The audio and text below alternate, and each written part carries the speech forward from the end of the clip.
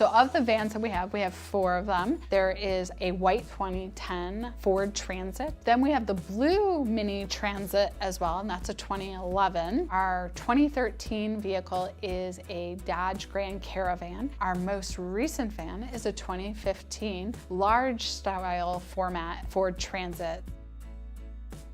The vans are set up in a format where we have a driver in the seat and a volunteer who delivers the meal.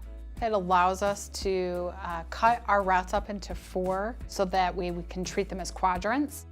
Each vehicle delivers about 50 meals, and occasionally they also deliver other things out of those vehicles. Once a month, though, they deliver pet food. Additionally, every Monday we deliver fresh produce to all of our clients.